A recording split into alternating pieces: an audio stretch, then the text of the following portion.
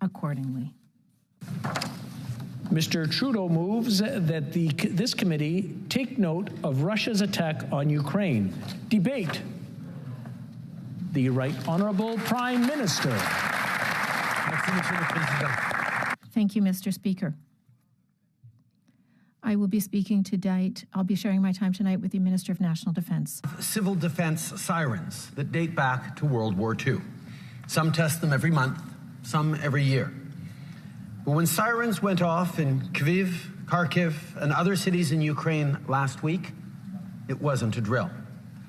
Ukraine is under attack.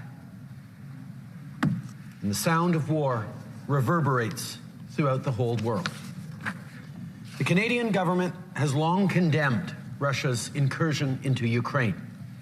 Ukraine's sovereignty and territorial integrity must be respected, and Ukrainian people must be free to determine their own future.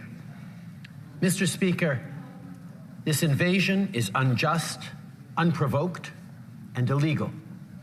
And as I said before, Russia will be held accountable. Depuis la semaine dernière, since last week, with our allies and partners, Canada has announced several series of concerted sanctions. These sanctions are severe and they have concrete impacts.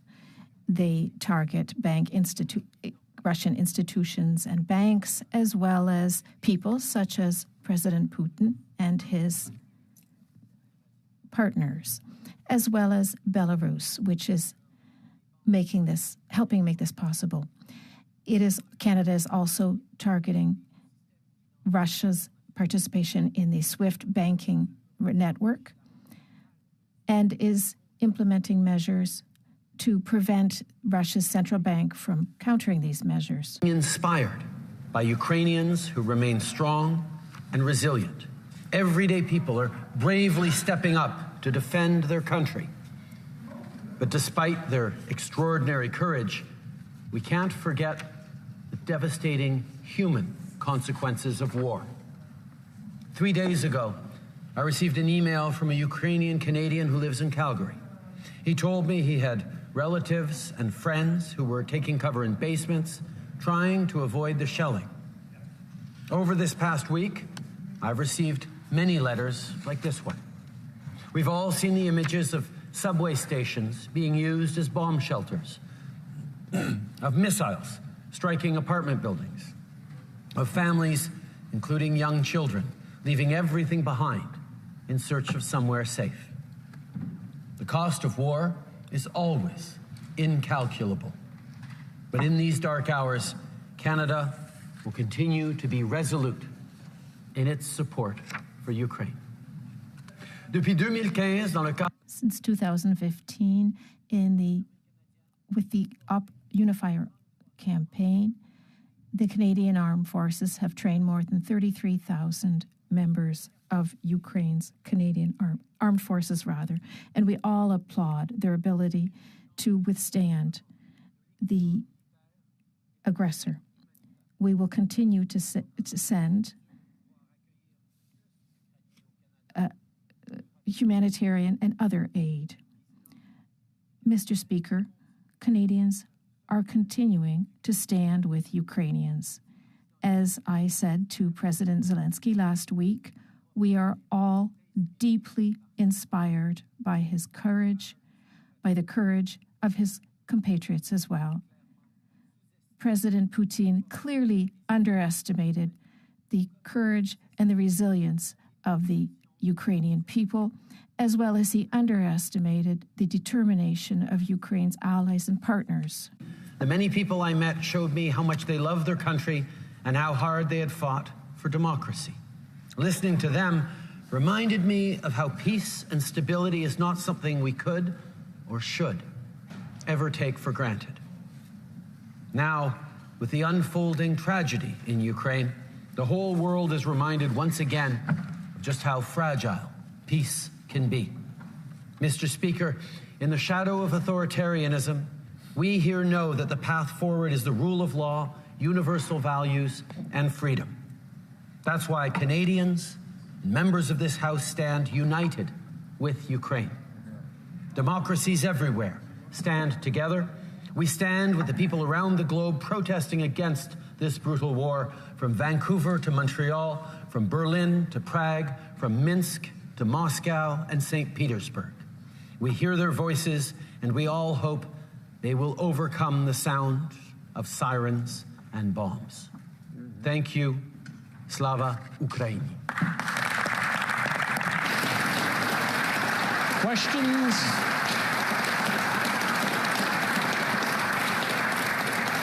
Questions and comments. Questions et commentaires. The Honourable Member for Barrie-Innisfil. Thank you, Mr. Speaker. I want to thank the Prime Minister for his words this evening. One of the things that Canadians are talking about a lot, and we've been discussing it throughout the course of today, is the need for energy independence, energy security in this country, whether it's liquefied natural gas, whether it's natural resource production, making sure that this country, our Canada, is energy secure. I'm wondering if the Prime Minister can speak to the events that have happened in Russia and the need to secure energy in this country. Thank you, Mr. Speaker. The Right Honourable Prime Minister. Mr. Speaker, over the past number of weeks, we've been working closely with our allies in Europe who indeed are dependent to a large degree on imports of energy from Russia and are right now in a difficult position.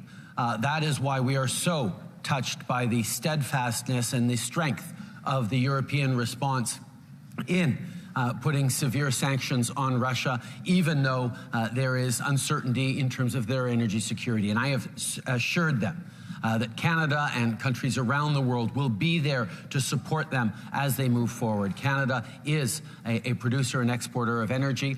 We have banned, as of today, any imports, which were already negligible, from Russia of crude oil. But we will continue to work with the world to make sure that we can stand strongly against Russia and support people in democracies everywhere. Questions et commentaires. L'honorable. Questions and comments. The Honourable Member for Belleuil-Chambly. Thank you, Mr. Speaker. I hail the fact that here in this House, and it's been the case globally as well, there has been a convergence of ideas with regard to this adversity. Many people are happy to see that the government is working with large organizations, G7, NATO, and so on. However, there are still decisions that have to be made locally. For example, the decision to continue to require visas for people who want to come from Ukraine to Canada. Not so long ago, and you'll please allow the comparison, we could go through Roxham Road without a visa to get into Canada. Is this something we're going to need to tell people who want to come to Canada to join their family? The Honourable Prime Minister. Mr. Speaker, for several weeks now, having seen the increase in tension provoked by the Russian threat, our Department of Immigration, our Minister of Immigration, have been working to accelerate processes so that Ukrainians can indeed come to Canada. And that's exactly what we've been doing. We're seeing an increase in the number of applications, processed applications that are already in the system so that people can come faster. And we're also looking at the visas of people who are already here and the applications of people fleeing from Ukraine to let them come more quickly to Canada and even stay here after the end of this unfair war. We will always be here to welcome people who are fleeing war around the world, and we will be there for Ukrainians as well. Questions and comments. The Honourable Member for Burnaby South. Thank you, Mr. Speaker. We are witnessing a humanitarian crisis unfold in Ukraine with bombings and attacks and casualties. So Canada must do its part as countries around the world are stepping up. One of the things we can do is learn from the past where there were significant problems with welcoming people in emergency crisis. And I look to Afghanistan as an example of what not to do, where we failed ensuring the safety of our allies to get to Canada. So when will the Prime Minister ensure that we have a visa-free, barrier-free access to Canada for Ukrainians who are seeking refuge in this time of crisis? The Right Honourable Prime Minister. Mr. Speaker, in the weeks leading up to this terrible last week we've had, Canada was already positioning itself in case the worst, which did come to pass, came to pass. Our immigration ministry and minister have been working hard to ensure more resources for treatment of requests to come to Canada, opportunities to accelerate the treatments of work permits to Canada, opportunities to stretch out the permits of those who are here now, and most importantly, to make sure we're able to take in as many Ukrainians who are fleeing the violence as possible, to be able to settle in Canada, to hunker down while this passes, or perhaps even, as so many Ukrainians have over so many generations, choosing to stay for good in Canada. We know Canada has been extraordinarily enriched by Canadians of Ukrainian heritage, and we will continue to be there to welcome in Ukrainians to build a better life for themselves here, but also back home in Ukraine.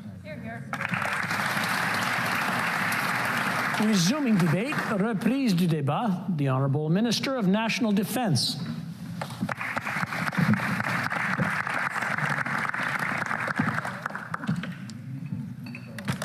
Mr. Speaker, Putin's actions over the past week are appalling for all of us who stand for peace, security, and democracy.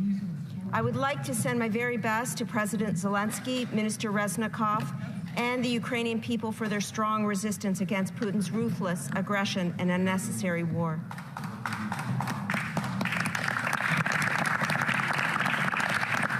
Je sais que plusieurs Canadiens regardent. I know that many Canadians are watching the horrible attacks by Putin on the Ukrainian people, and they want to know how they can help and what we as a government are doing to help them. Threat not only to the people of Ukraine, but also to global safety and stability, Mr. Speaker. In the face of this brutal assault on the Ukrainian people, our support for Ukraine is unwavering.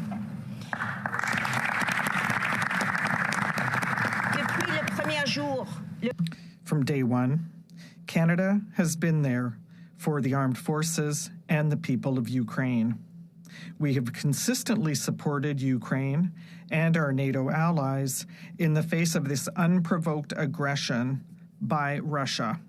Provided lethal and non-lethal equipment to bolster their defenses. Canada has pledged millions of dollars in defensive military equipment to Ukraine. First, $23 million delivered since 2015. Second, $10 million delivered earlier this month, including sniper rifles and ammunition. Third, just yesterday, Minister Joly and I announced an additional $25 million in non-lethal aid, including night vision gear, helmets, body armor. These items have been specifically requested by the Ukrainian government, and we are stepping up to meet their needs alongside our allies. Now, to support the delivery of aid and to contribute to NATO efforts in Europe, Canada is also providing 2 C-130J tactical airlift aircraft for a minimum of 2 weeks. One of these aircraft departed Canada for Europe today, and the other will follow later this week. And at the request of Ukraine, and in coordination with NATO allies, we announced today that we are committing additional lethal aid to Ukraine, including at least 100 anti-tank weapon systems and 2,000 rockets, which are working to deliver as quickly as possible in the coming days. Nous renforçons. We are also reinforcing our support for NATO's eastern flank by extending Operation Reassurance. Canadian Armed Forces has delivered well over 700 training sessions throughout Operation Unifier, Canada's military training mission in Ukraine. And in addition, we have 3,400 soldiers at the ready in case they are called up by NATO to serve for our alliance in a defensive and deterrent posture, Mr. Speaker. Canada is not alone in this mission to help Ukraine. NATO allies are more united than ever. The world has become a dangerous place, and while these dangers can feel far away to Canadians, these are tumultuous times, and we must unite as a country and redouble our efforts to support our allies. We stand with the people of Ukraine. We will continue to support them in the face of unwarranted Russian aggression. Slava Ukraini. Merci beaucoup. Thank you. Thank you. Questions and comments? Questions et commentaires. The Honourable Member for Selkirk Interlake Eastman. Thank you, Mr. Speaker, and I want to thank the Minister of Defence for her speech and for her support of Ukraine and for the announcement today of providing some anti-tank missiles and more ammo, which the Ukrainian military needs desperately. And I know that, Minister, we've been putting pressure on you for some time to do this, and I think it was back in 2018 when the Conservatives first said that we could take the weapons that were originally destined for the Kurdish Peshmerga to be sent over to help Ukraine, which included anti-tank missiles at that time. Now, in addition to the announcement today, I'd like to know what type of time frame, Madam Minister, when those will actually get delivered, and how soon are they going to be either procured here in North America, or are they coming from existing inventory that we have in Canada? And, ultimately, how do we get more of them to help Ukraine in their battle against the Russian Federation? The Honourable Minister. I thank my honourable colleague for the question, and I must say it is heartening to see politics put aside in times of crisis.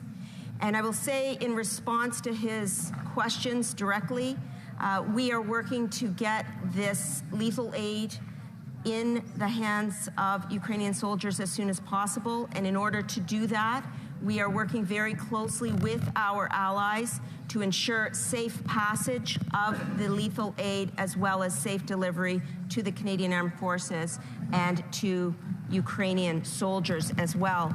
And in terms of his question relating to the inventory itself, the lethal aid that we have announced today does come from existing inventory, and I will continue to reiterate that all hands are on deck. We are continuing to ensure that we are responding as quickly as possible to the requests of the Ukrainian government. My conversations with Minister Resnikov over the past number of weeks have been instrumental in allowing us to know precisely what it is that Ukraine needs and how we can best deliver it to them. Thank you, Mr. Speaker. Questions and comments? Questions et commentaires. Questions and comments. The Honourable Member for Saint-Jean. Thank you, Mr. Speaker, and I'd like to thank my colleague for her speech. I'd like to hear what she has to say on the fact that Ukrainians currently are fighting with a great deal of resilience and courage. It's unprecedented. There are some 500,000 Ukrainians who have fled, and we may be called upon in the future to avoid the errors of the past. So we need to be ready, and I'd like to hear what the minister has to say with how the CAF is ready to play a humanitarian role in welcoming the Ukrainians who have fled in collaboration with the neighboring countries and with charitable organizations. The Honourable Minister of National Defence. Thank you, Mr. Speaker. I'd like to thank my colleague for the question. And first, I would like to say that the Canadian Armed Forces are ready. They stand ready to support the Ukrainian people, and they will help Ukrainians who have fled and who are fleeing. What we have already in place are more and more harsh sanctions. We will ensure that we have trained over 33,000 Ukrainian soldiers. We have already delivered significant financial aid, and we have also delivered lethal and non-lethal aid to Ukraine, and we have also provided cyber assistance, which is very important today in the current context. And lastly, we have provided reinforcements to NATO's eastern flank through Operation Reassurance. So the Canadian Armed Forces stand ready, and we are there for the Ukrainian people. Thank you. The only comment on that, questions and comments. The Honourable Member for Cowichan, Malahat, Langford. A 30-second question, hopefully a 30-second answer, please. Yes, thank you, Mr. Speaker. During this conflict, we have seen the Russian army direct intentional attacks against civilians and civilian targets. I want to know, Mr. Speaker, how is the Canadian government documenting these possible crimes, and how will we work with our allies to make sure that Russian military commanders and their civilian oversight are held to account after this conflict so they don't escape justice? The Honourable Minister of Defence, in 30 seconds or less, please. Mr. Speaker, I thank the honourable member for his question. We know that these attacks, cyber attacks included, are part of the Russian playbook. We have been watching Russian escalation at the Ukrainian border for months and months, and we are very well prepared in terms of our intelligence and connections with the Ukrainian government to document the loss of life. More important, however, is making sure that we are stepping up with humanitarian and economic aid and ensuring safe passage for Ukrainians as they leave Ukraine. And we are doing all three, Mr. Speaker. We have provided over $700 million worth of economic and humanitarian aid thus far alone, and we are also ensuring safe passage for Ukrainians as they leave their country. Thank you. Resuming debate, reprise du débat, the Honourable Leader of the Opposition.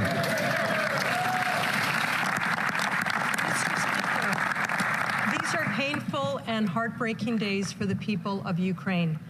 It's unbelievable to watch images of families fleeing the violence, of citizens volunteering, lining up to receive weapons to fight for their country, and of parents sending their children away to safety while they stay behind to defend Ukraine.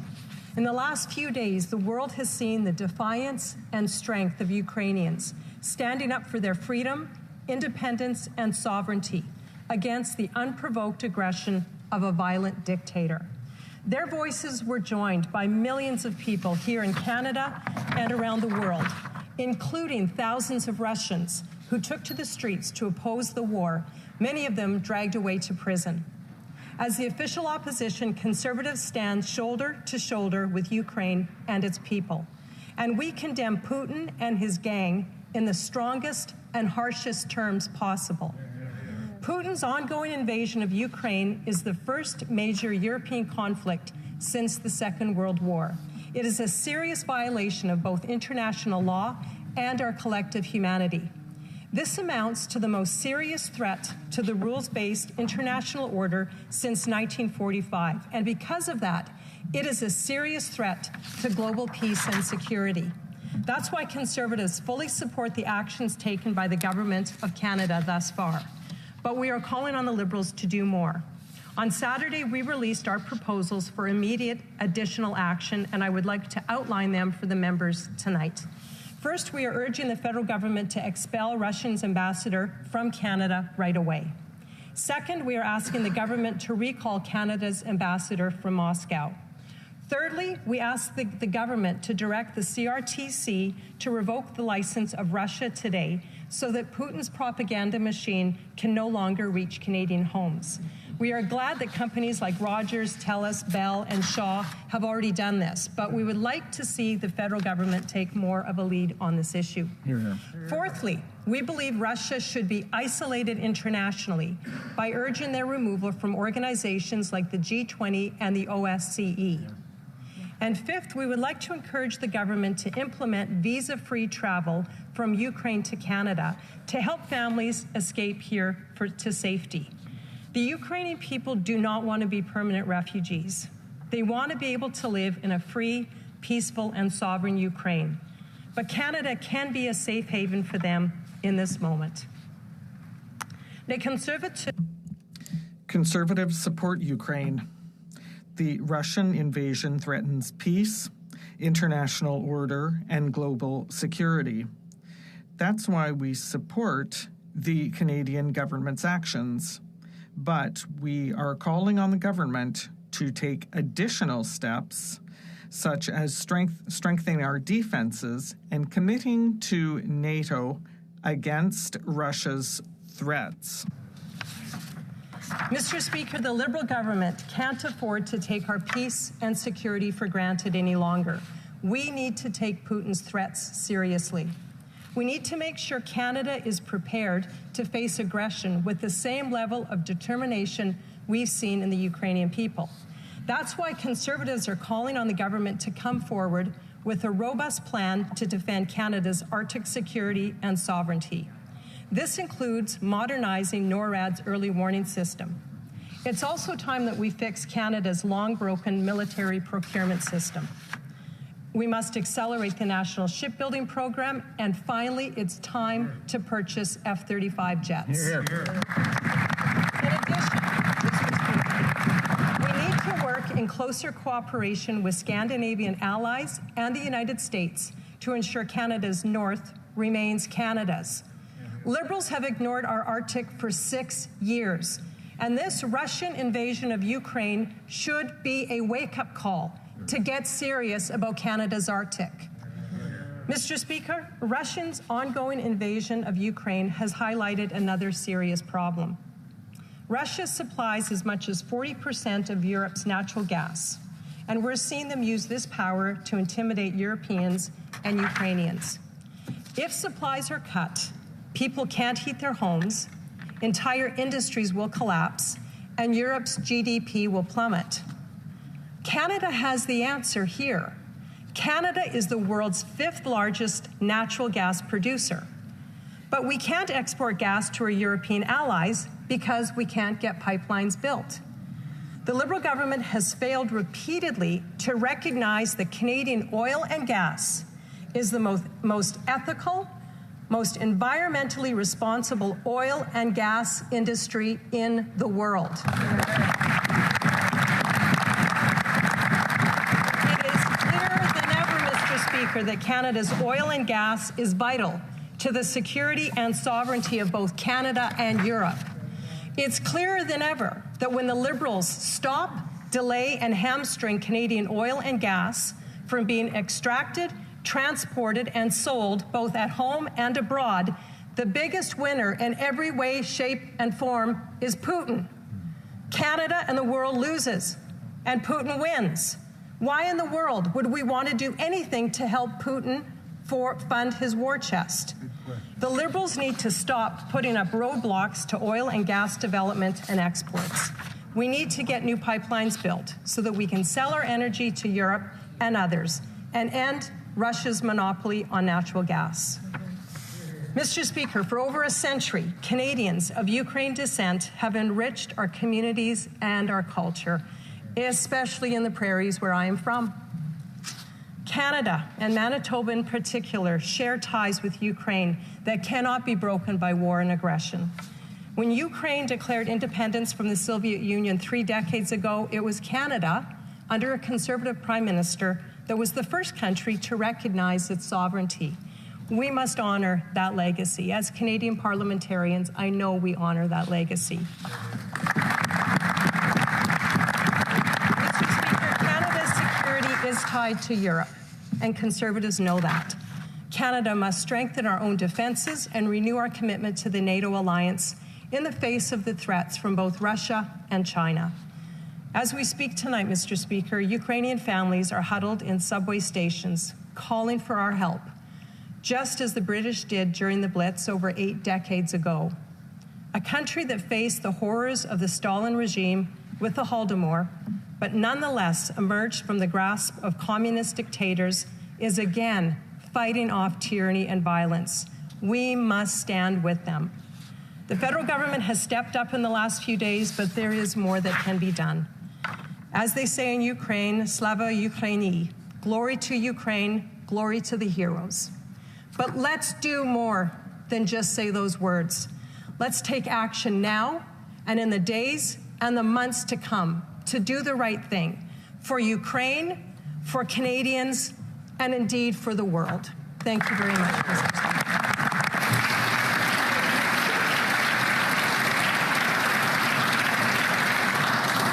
Questions and comments? The Honourable Member for Parkdale High Park.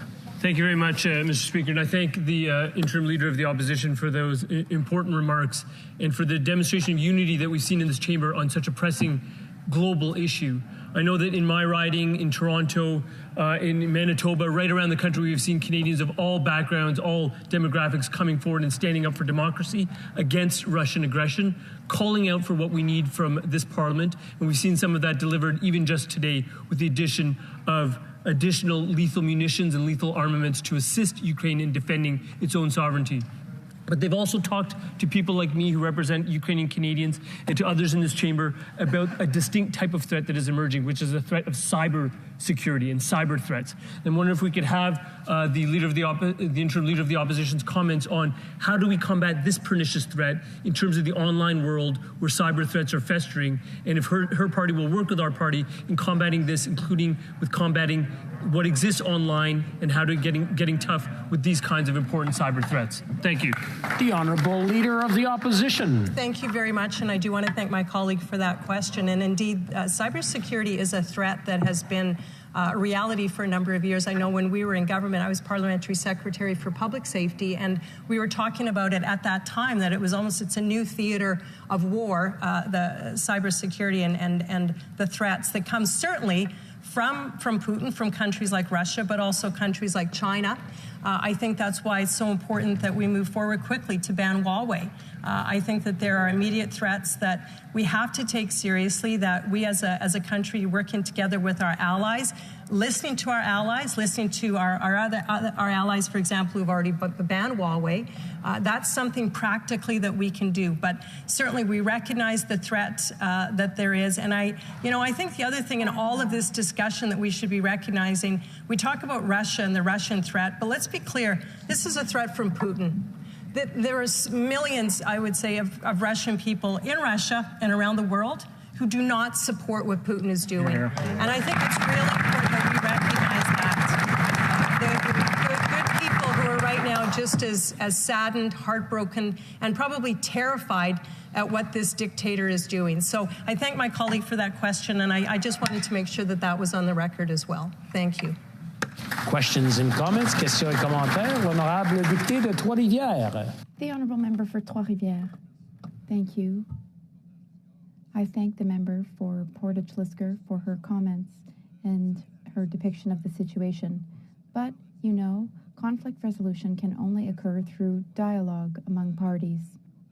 Why does the member for Portage-Lisker insist on sending the ambassador or representatives to Russia when, at the end of the day, all that will do will break the dialogue? The Honourable Leader of the Opposition. Appreciate that question, and I agree. In some ways, it is symbolic, but in our world order, it is an important symbolic gesture and actual action to send an ambassador home and recall one's ambassador. It sends a strong message that the country and the leader of that country, in this case Russia, is being isolated.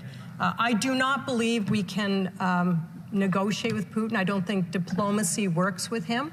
I think that's been very clear. So, to answer that member's question, we all agree. It is in a sense a gesture, but it's an important one. And I could be wrong, and if the government has more information, maybe the Russian ambassador to Canada right now is saying something to our government or will say something publicly against Putin. I've not heard that. I think we would very much welcome that, and that could change our position. But at this point, we have not heard the Russian ambassador say anything against what Putin's doing, which means he's on side. And in that case, he needs to leave the country, and it's our government that needs to expel him. Questions and comments, questions et commentaires. The Honourable Member for Edmonton-Griesbach. Thank you very much, Mr. Speaker. And I want to thank my honourable colleague. I myself represent an Alberta district in Edmonton-Griesbach, and there's many Ukrainian families who come to me looking for support, particularly for their loved ones overseas. Right now, this government's IRCC system is backlogged, it's broken, and it's not effective. Would the member please comment and elaborate on the need to reunify Ukrainian families and the need to ensure that IRCC plays a major role in reuniting Ukrainians and bringing them to safety? Thank you, Mr. Speaker. The Honourable Leader of the Opposition. Thank you very much, and I appreciate that question. I think we're all feeling the same way, that we want to be able to help Ukrainians who are fleeing. As I said in my speech, I don't think Ukrainian people want to be permanent refugees anywhere. They want to be able to live in their home nation of Ukraine, a free, sovereign, peaceful nation. But in the meantime, Canada can be a safe haven. Our suggestion is that we ask the government if they would remove the visa requirement. And I think the fact is, we all saw what happened when Afghanistan came under attack, and the fact that we were not able to bring people to Canada and protect them in the way that was expected of a nation like Canada. So what we're trying to say to the government is, let's get rid of the red tape right now, so that we can immediately try to help people who want to come to Canada and be protected until peace is restored in their home nation. Questions and comments? Question et commentaires? The Honourable Member for Saanich Gulf Islands. Thank you, Mr. Speaker. To the Honourable Member, who, of course, and the Leader of the Conservative Party, would she and her party consider adding to the list of actions we should take, looking across Canada at the assets in this country bought by Russian oligarchs, millions of dollars in real estate? Can we move fast and seize those assets to send a message to Putin and his cronies? The Honourable Leader of the Opposition. I think, Mr. Speaker, I thank my honourable colleague for that question. I think that's definitely something that we very much could support. I think that it's very disturbing to see Putin's assets being protected, hidden, and the money laundering. You know, I think money laundering is a big problem in Canada, not just with Russian oligarchs, but also with the Chinese. So this is a prime opportunity to deal with some of these major problems that we have seen occurring in the country. And Canada should not be a safe haven for gangsters, thugs, dictators to protect their money. That has to stop. This is the best time. We're all in agreement. Let's get it done, and let's punish some of these dictators. Questions and comments? Questions et commentaires. The Honourable Member for Central Okanagan, Similkameen Nicola. Thank you, Mr. Speaker. I'd like to thank my leader for her speech today. Canada is united for the people of Ukraine. One of the things that she did raise in her speech was the importance of Europe's reliance on Russian gas and how that's put so much at risk.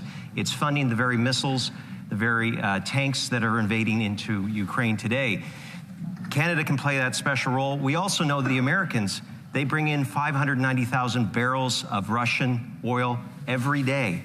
Can Canada not just assure the European security through our energy products, but can we also work with the Americans to secure North American markets so that we keep Putin away from being financed from our dollars, from the Americans' dollars, from the Europeans' dollars, Mr. Speaker? Honourable Leader of the Opposition. Thank you, Mr. Speaker. And I think what we're seeing highlighted, there is some areas that have been ignored or maybe not represented in an honest, real way over the last number of years. Today and the last week have really come to light. And one of them is the issue of Canadian oil and gas and the benefit that it plays on the world stage. We've been long proponents saying Canada is the most ethically responsible oil and gas, but usually it's in the conversation around the environment and climate change. So we've been fighting for Canadian oil and gas to be used on the world stage because we believe it's actually the best thing for the environment. But lo and behold, Mr. Speaker, it's actually the best thing for the world's safety, security, and energy sovereignty. We are seeing that today. So we're here to say as Conservatives, and we think it's time that the whole House would agree, let's be champions of Canadian oil and gas. Hear, hear. Because it's good for the environment, but even more importantly, it's good to protect our sovereignty. And we are seeing today the biggest threat to our globe right now, Mr. Speaker, are dictators and tyrants like Vladimir Putin.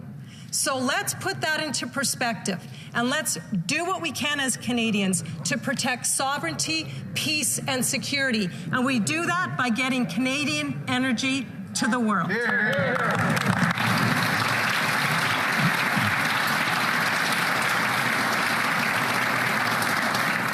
Reprise du débat. Resuming debate, the Honourable Member for Belleuil-Chambly.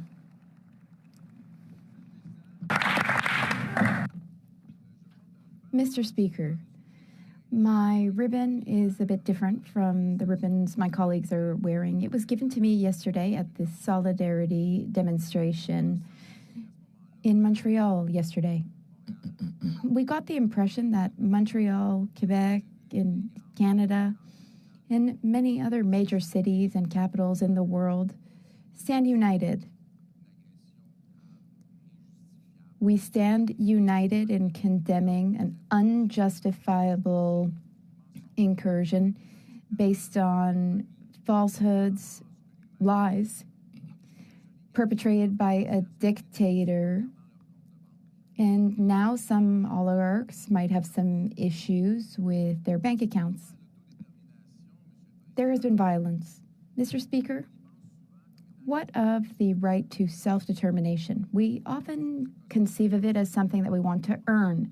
Think of the people, the Catalan people, the Kurds, the Scots, Taiwan. We often think about self-determination as something that we can't lose, that we don't want to lose, as something that we must protect with our voices, with our hearts, and sometimes with arms.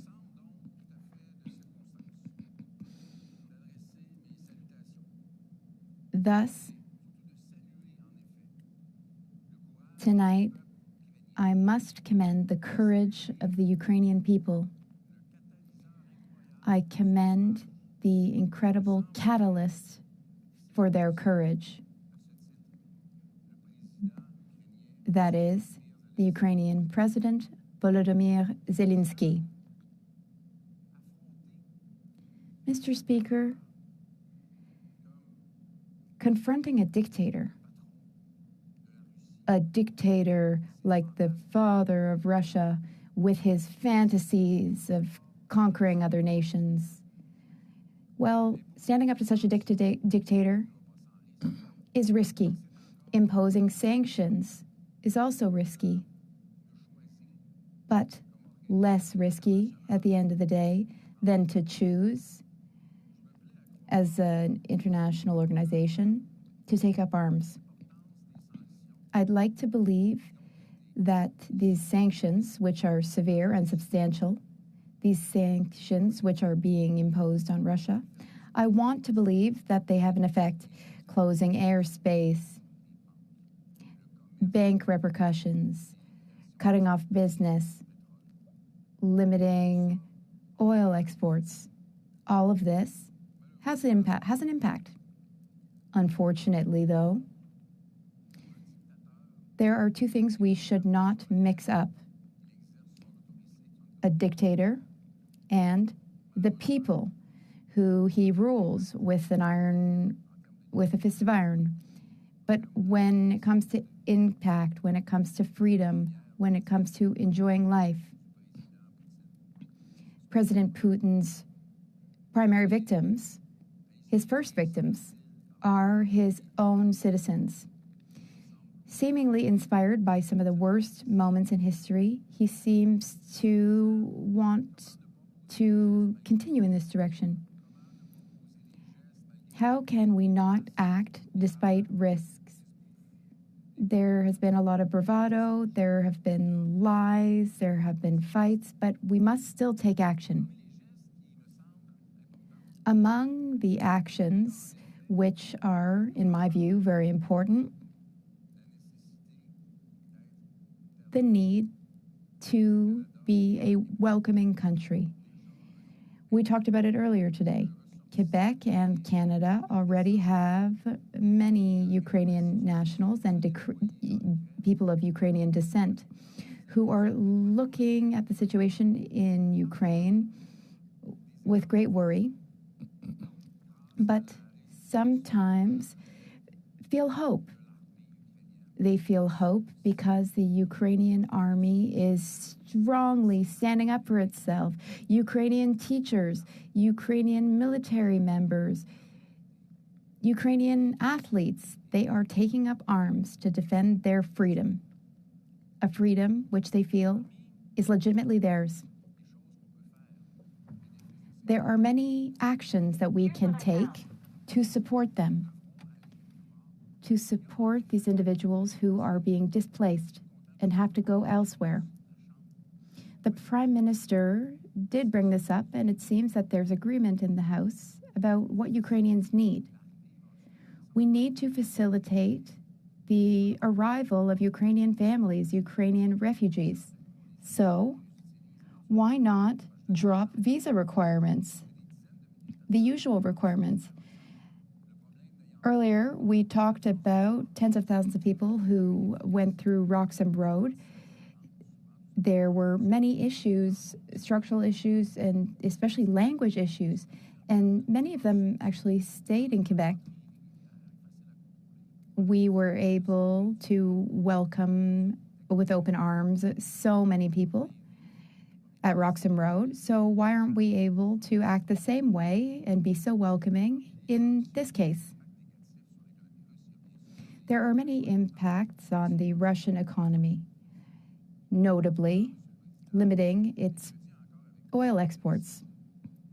Mr. Speaker, I say this with all due respect, but when it comes to that, I take issue.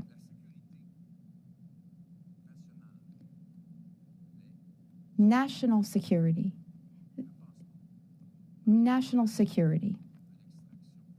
cannot be achieved through transportation and trade in oil. No, rather, it can be achieved by something else. But, you know, this is just as dangerous as it was for the planet 2 weeks ago. But this doesn't seem to be what I'm hearing in this House.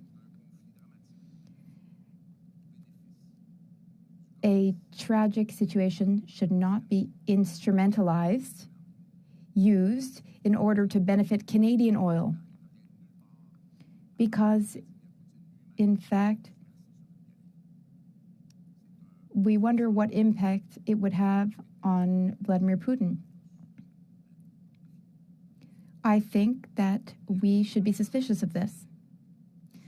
Some measures must be considered, for example, taking Russia out of any international institutions of which it is a member. However, getting rid of the ambassador, I don't know how useful that will be. Often it is said of the Russian president that you can act either with words or with weapons. We do need to keep the channels of communication open, and I think that we can do so with diplomacy. We must keep diplomatic ties and communication open. We will support Ukraine. Ukraine wants to be and to stay free. Many Quebecers recognize themselves. They can identify with this. They can identify with what Ukrainians are experiencing. We in the Bloc Québécois want independence and freedom for Ukraine, just as we want it for Quebec. And Mr. Speaker, I speak for all of Quebec in claiming that Quebec offers its unwavering friendship and support to Ukraine and to its President, Vladimir Zelensky.